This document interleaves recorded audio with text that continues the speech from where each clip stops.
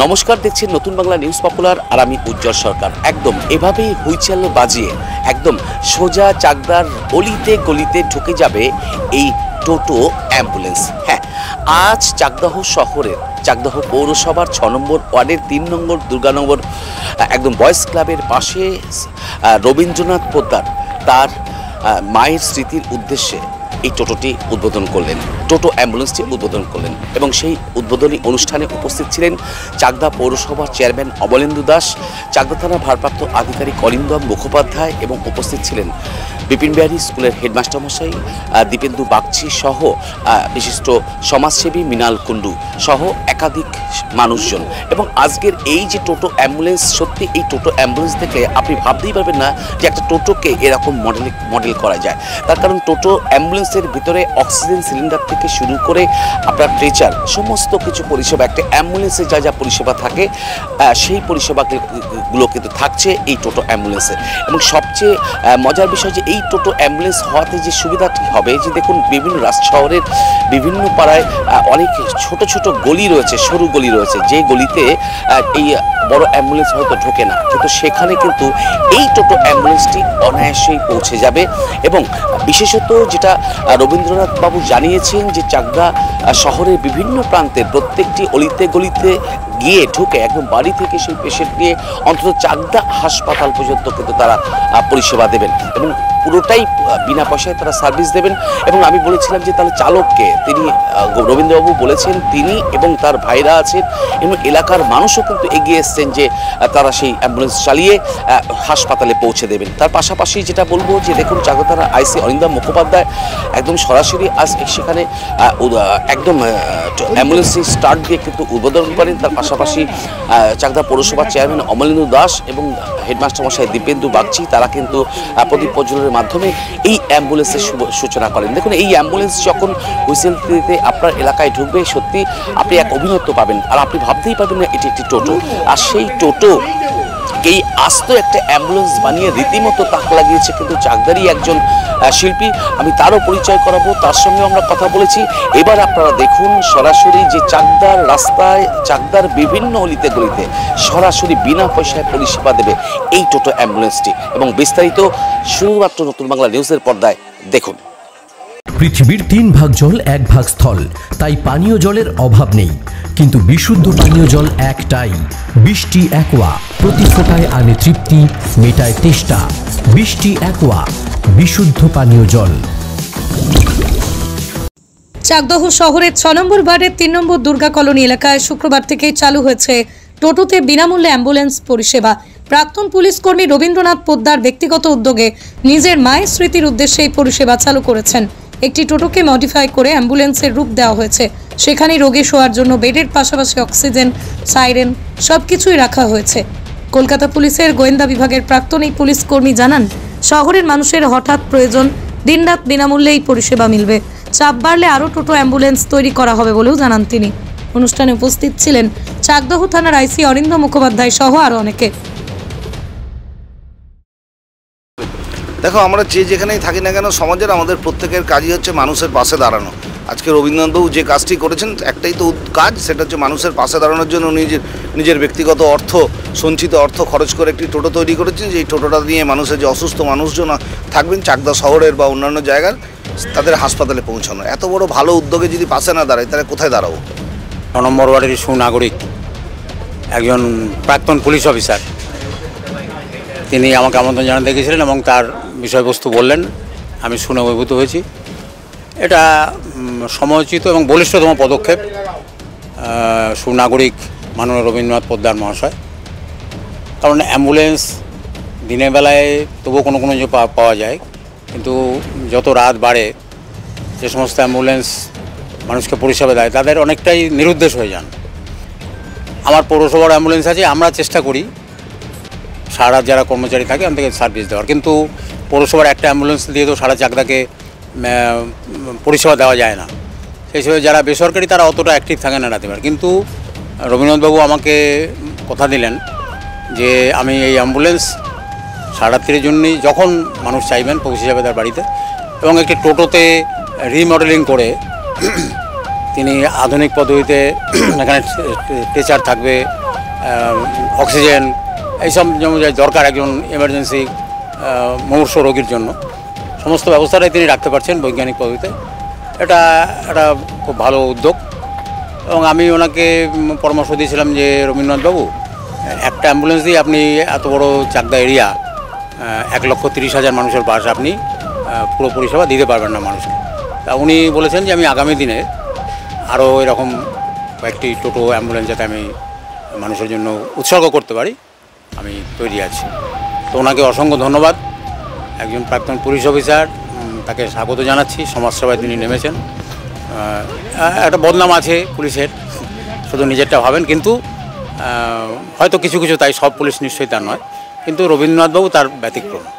তিনি সমাজকে সেবা করার জন্য উদ্যোগী হয়েছেন। আমরা চাকদা পৌরসভার সীমিত সামর্থ্যের মধ্যে থেকে ওনাকে যত সম্ভব সহযোগিতা সাহায্য করব।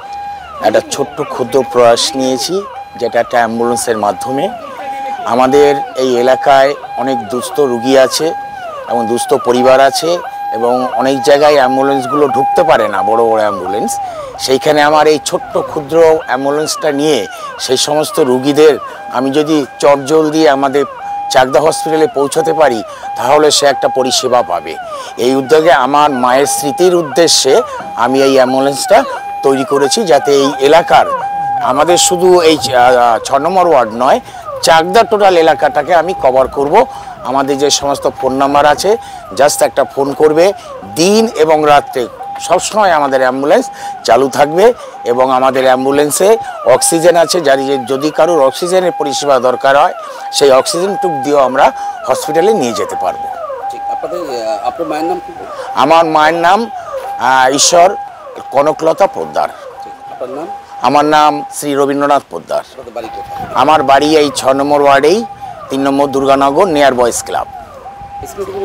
মোটামুটি কোন ফোন নাম্বারে যোগাযোগ করবে মানুষ? আমাদের আপাতত এখানে 2টো নাম্বার দেওয়া আছে। আমরা বিভিন্ন মোড়ে আরও 4-5টা নাম্বার দিয়ে দেবো।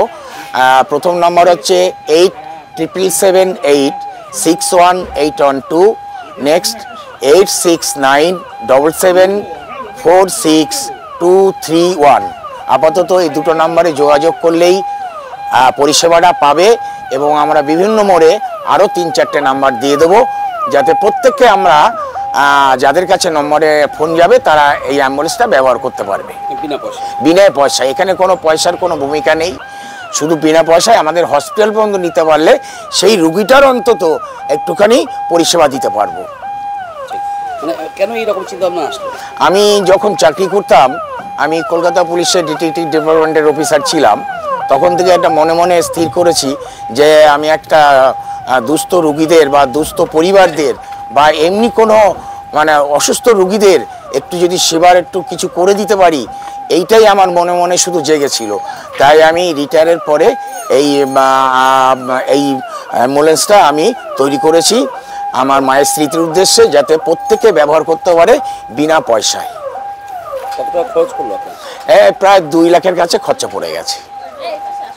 একটি অ্যাম্বুলেন্সের উদ্বোধন হলো এবং এই অ্যাম্বুলেন্স বিনা পয়সায় একদম মানুষকে পরিষেবা দেবে, কেমন লাগছে আপনার? খুবই মানে দারুণ লাগছে। অ্যাম্বুলেন্স হলে যারা গরিব মানুষ ওরা এখান থেকে হসপিটালে পৌঁছাতে পারবে।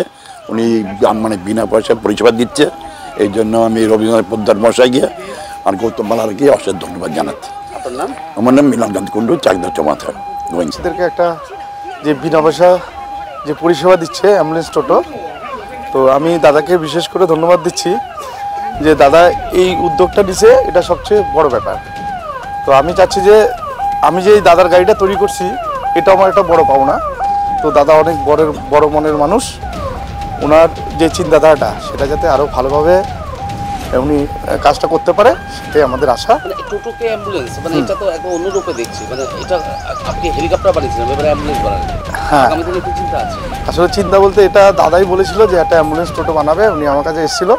তো আমরা সেই হিসাব করে একটা অ্যাম্বুলেন্স টোটো বানানোর চেষ্টা করছি এবং কি এটা মোটামুটি অ্যাম্বুলেন্সটা ভালো হয়েছে। সবাই যেই দেখছে সবাই বলছে খুব ভালো। এর ভিতরে মানে শুয়ে যাওয়ার মতো বেড করা আছে, প্লাস এর মধ্যে অক্সিজেনের ব্যবস্থা আছে। যদি রুগীদের কোনো সমস্যা হয় সাথে সাথে অক্সিজেনও দিতে পারবে এবং কি আরও ওনাদের অনেক কিছু থাকছে। স্যার, আজকে এই টোটোটা উদ্বোধন হচ্ছে এবং টোটো অ্যাম্বুলেন্স হওয়াতে কতটা উপকৃত হবে শহরের মানুষ? হ্যাঁ, আমি এটা কয়েকদিন আগেই জানতে পারলাম।